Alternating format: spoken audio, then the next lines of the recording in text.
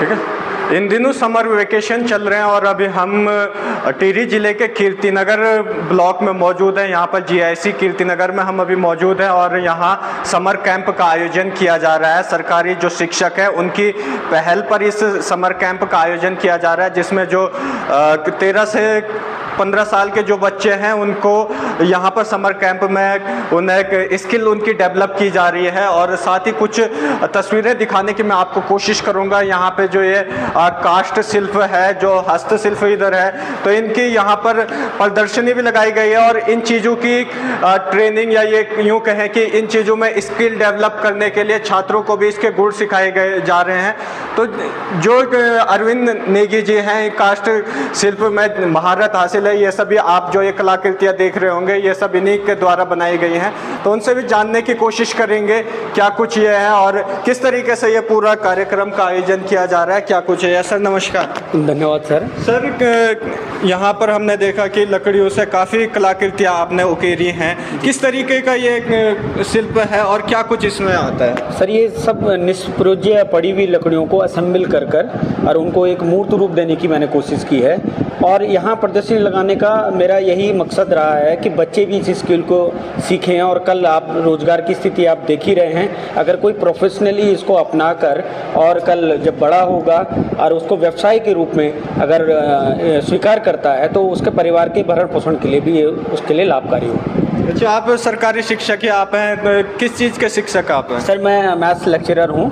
अच्छा जी, मैथ के आप टीचर हैं और काष्ठ शिल्प में आना बिल्कुल अलग हो नहीं लग जाता। हाँ ना होता है, पर सर इंटरेस्ट था मेरा, मैं भी किसी से प्रेरित हुआ और कल अगर मैं रोज़गार पे नहीं होता तो शायद मेरा मुख्य व्यवसाय यही होता और इसलिए मैं भी चाहता हूँ कि जो मेरे बच्चे हैं या जो इस कैंप में हैं वो इस स्कूल को सीखें और आगे अपने रोज़गार के लिए इसको यूज़ कर सकते हैं। मुख्य धारा में किस तरीके से देखते हैं इसे प्रोफेशन वाइज का। सर मैं इसलिए देखता हूँ कि आपको पता ही है हमारी पर्यटन नगरी है और पूरे भारत देश ही नहीं अपितु इंटरनेशनल लोग भी यहाँ आते हैं और हमारा कीर्तिनगर है या श्रीनगर है, मुख्य पड़ाव भी है।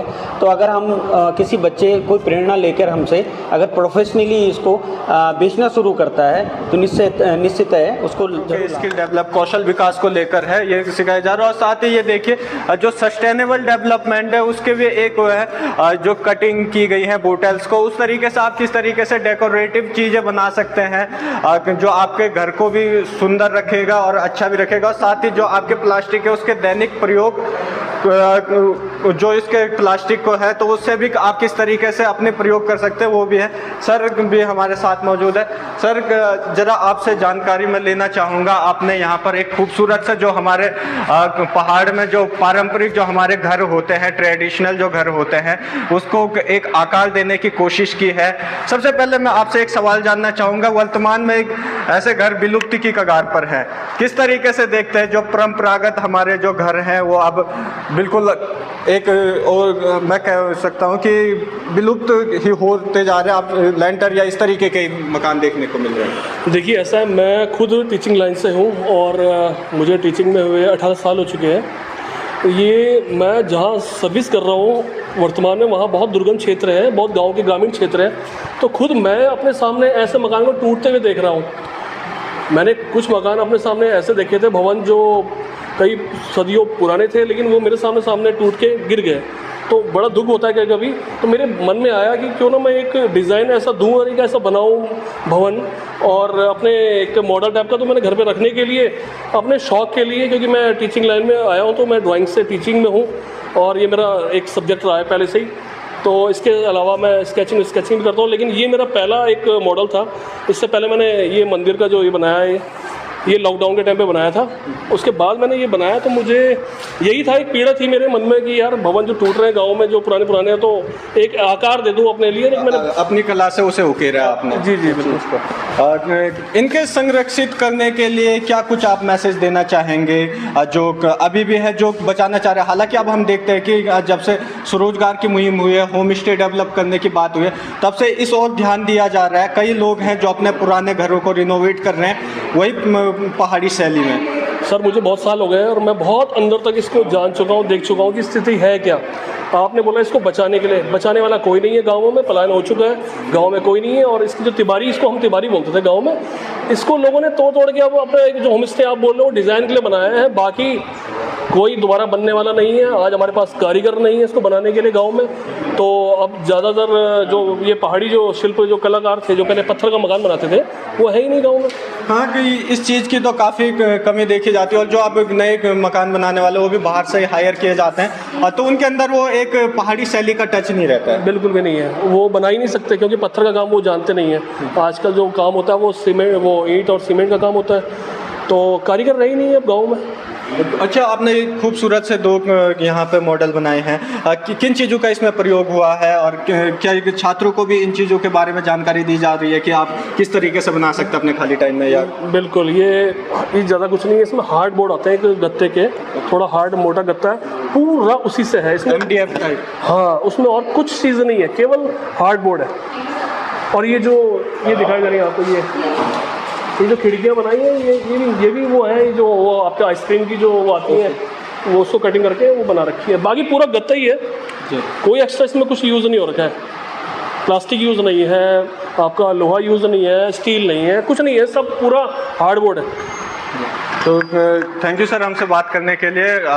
तो कुछ इस तरीके के हैं, सामने मैं आपको दिखाऊंगा प्रदर्शनी में मुखौटे भी जो हैं उनको यहाँ पर बनाया गया है। खास तौर पे जो हमारे विश्व धरोहर है ब्रह्मांड, उसमें भी मुखौटों का खासा एक अहम भूमिका रहती है। तो उस तरीके के कुछ मुखौटे विभिन्न यहाँ पर बनाए गए हैं, कलाकृतियाँ बनाई गई हैं जिन्हें यहाँ पर उकेरा गया है। तो जिन्होंने इन चीज़ों को बनाया है वो भी हमारे साथ मौजूद है, उनसे भी बातचीत करने की कोशिश करेंगे। सर नमस्कार, नाम बता दीजिएगा। सर मेरा नाम दीपक जी। दीपक जी, किस तरीके से इन चीज़ों का निर्माण हुआ है, क्या कुछ मटेरियल इसमें यूज हुआ है, और किस तरीके से देखते हैं इन चीज़ों का?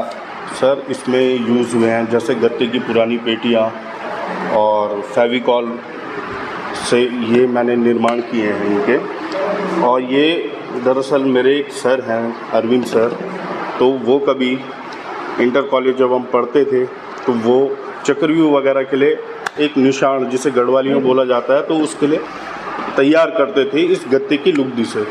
तो ये आइडिया देखते देखते मेरे दिमाग में था कि मैं कभी बनाऊं इसे, और वो समय आया लॉकडाउन के समय, जब खाली समय था तो मैंने सोचा कि कुछ ना कुछ किया जाए।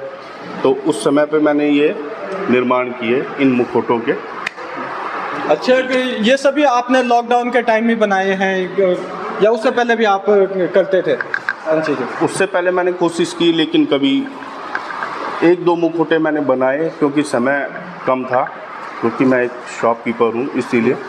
और लॉकडाउन में मुझे पूरा समय मिला तो मैंने काफ़ी कुछ इसमें बनाने को सीखा, और आज आपके सामने। अच्छे समर कैंप में आप आए हैं, तो कितने ऐसे बच्चे थे जिन्होंने कहा कि सर हमें भी ये सीखना है?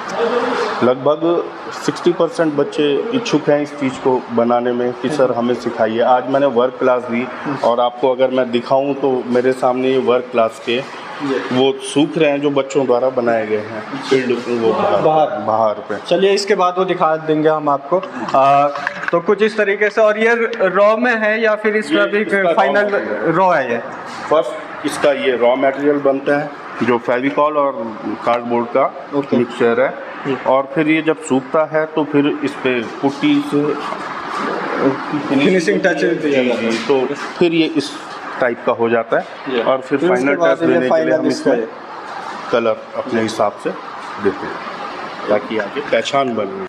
बिल्कुल, पहचान जिंदा रहनी चाहिए। और उलार समर कैंप में हम अभी मौजूद हैं। इसके बाद अन्य शिक्षकों से भी जानने की कोशिश करेंगे, छात्रों से भी जानने की कोशिश करेंगे। बहरहाल इस सेक्शन में हमने आपको दिखाने की कोशिश की कि यहाँ जो पारंपरिक जो गढ़वाल क्षेत्र के ट्रेडिशनल मठ मंदिर हैं, या फिर जो यहाँ के लोक नृत्य लोक परंपराएं हैं, उनमें जो जिन मुखौटों का या जिन कलाकृतियों का प्रयोग किया जाता है, तो उन्हें यहाँ पर प्रदर्शित करने की कोशिशें की गई हैं। जो पहाड़ी शैली में मकान है उनको यहाँ पे बनाए गए हैं, वो बच्चों को सिखाए जा रहे हैं, उनकी विधा भी बच्चों को सिखाई जा रही है। और उलार में अभी हम इसके बाद छात्रों से भी बातचीत करने की कोशिश करेंगे। द यूके पीडिया के लिए कमल पिमोली।